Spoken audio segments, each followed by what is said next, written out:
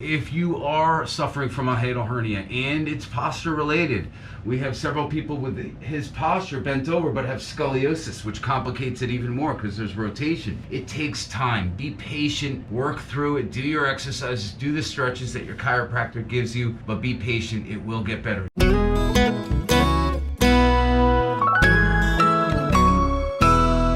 How you doing? If you suffer from a hiatal hernia and you have poor posture like this, bent over, take a look here at his back, his posture here. See how it's curved right here? See how he's sort of hunched over like that? What that does is that drops your diaphragm down, and that gives the opportunity for the esophagus and the stomach to herniate through the hiatus.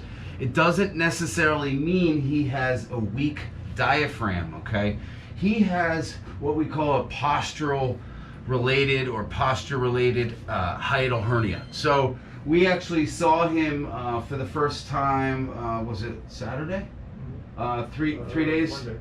On Monday, sorry, 2 days ago. And he had his first treatment, first adjustment. He had some lower back pain, but he was complaining of the hiatal hernia pain, right? So why don't you tell everybody what kind of symptoms you were having? And acid reflux. I had some pain right here. Mostly the acid reflux and discomfort in my throat. the LPR? LPR. Okay. And we did one adjustment on him on Monday, and how are you doing so far? I'd say probably 70-80% better. That's great. Not everybody gets those results. So if you are suffering from a hiatal hernia and it's posture related, we have several people with his posture bent over but have scoliosis, which complicates it even more because there's rotation. It takes time. Be patient, work through it, do your exercises, do the stretches that your chiropractor gives you, but be patient, it will get better. Not everybody gets great results quickly or as quickly as him. But hang in there and stick with it, okay? So you can go ahead and put your shirt back on. I just wanted to show everybody the posture there, and then I'll have you lay on your stomach.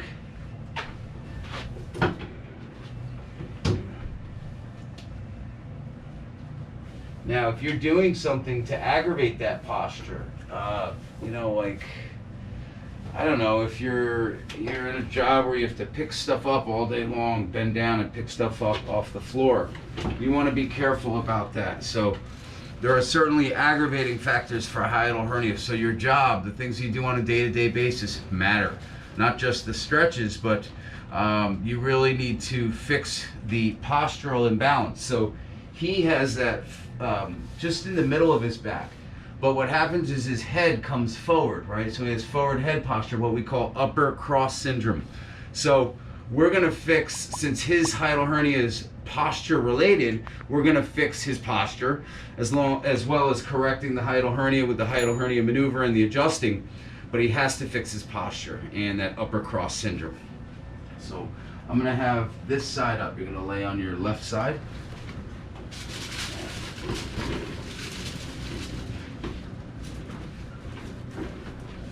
So we need to start with the pelvis and align the pelvis correctly first. Yeah. And take a deep breath in and blow all the way out. Good. And the other side up. And bend this leg here.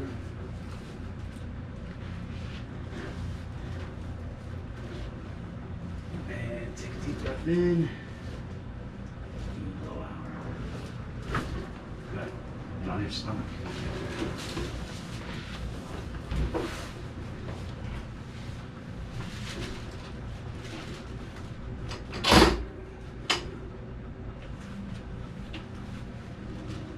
Better, huh? Yeah.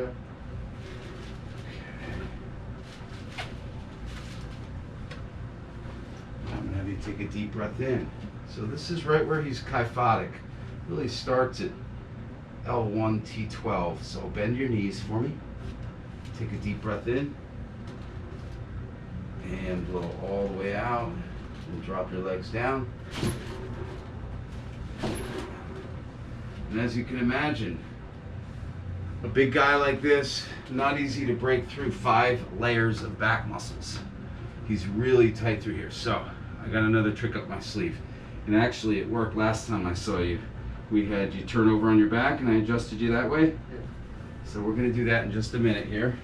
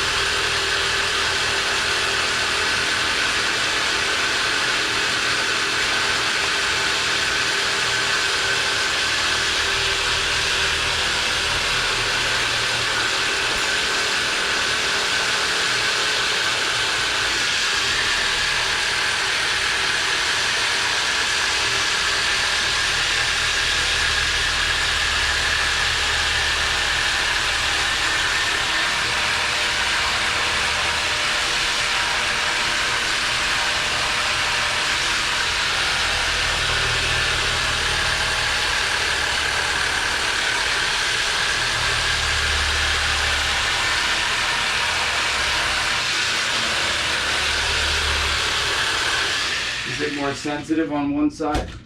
The left a little bit. Left, okay. Go ahead and turn over on your back.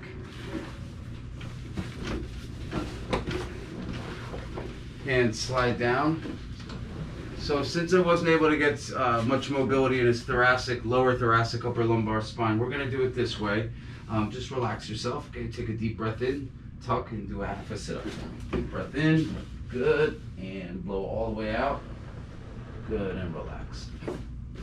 And again, deep breath in and blow out. Good, just relax back. There we go, excellent, okay?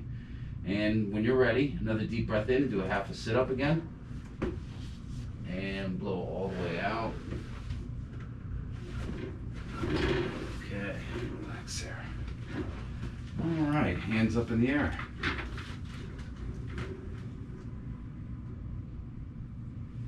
So,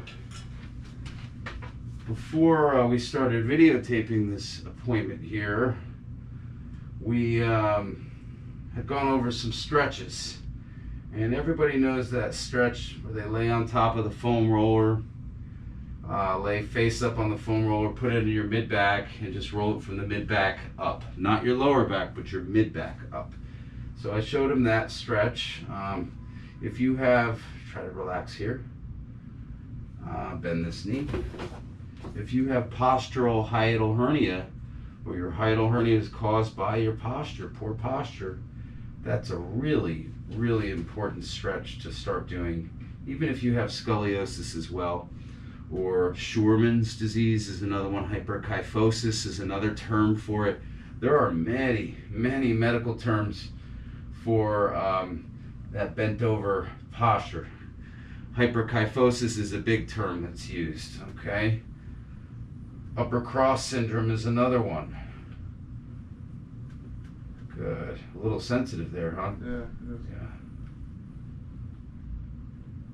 So this is not the hiatal hernia maneuver, folks. So what you're seeing me do here is releasing his psoas muscle. The psoas muscle is a hip flexor, and it connects to the side of the lumbar vertebra. All the vertebra in his lumbar spine, T12 also, the bottom thoracic vertebra, and it runs down through the groin into the hip joint.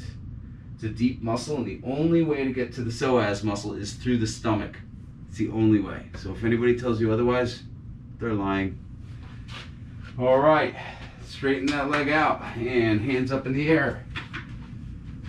Okay, good, much better. Relax your arms.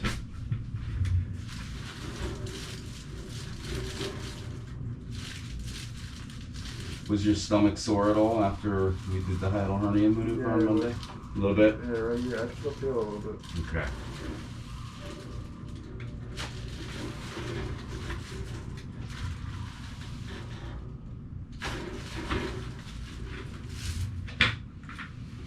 All right, slide the shirt up, bend both knees. Since he's a little sensitive, we're gonna go easy on him. Especially because he had really great results the first time. I'm not trying to move mountains here today in one visit.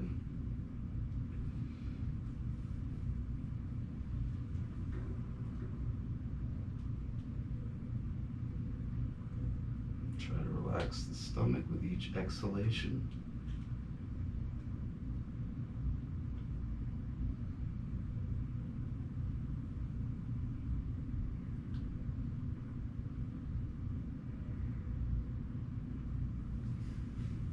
Try the other technique here. So what we're doing is we're feeling right where the xiphoid, right where the ribs come up and meet in the middle. It's like an upside down V. We're going to meet right there, and then we're just going to go one finger to the left. And just feel in there under the ribs. And apply pressure with each exhalation. Just apply a little bit more pressure. This is really hard to do on yourself. And you hear that? You hear the gurgling and the... That's okay when you hear that. And then we just do a scooping motion down. Good. And we're going to do one more.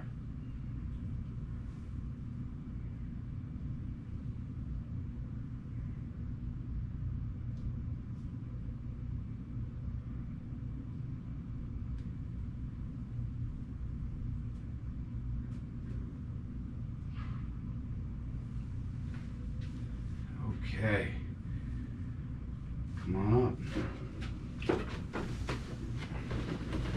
So again, the foam roller, you lay on your back. I don't know if you can stand up facing. You lay on your back and have it not this way, but this way. And roll it from the mid-back up to the top.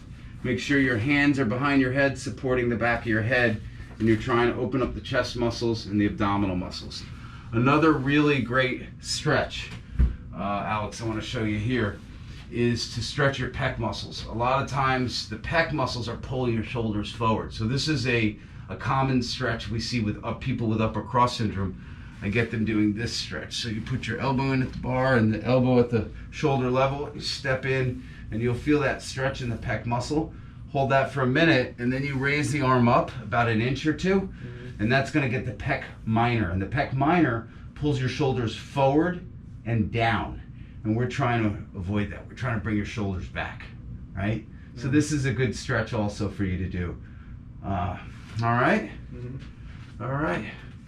Thanks for watching. If you guys have any questions or comments, make sure you comment below. And thanks for letting us shoot a video and showing people that there is hope for you guys that suffer from a hiatal hernia. Don't give up. Keep at it. And best of luck.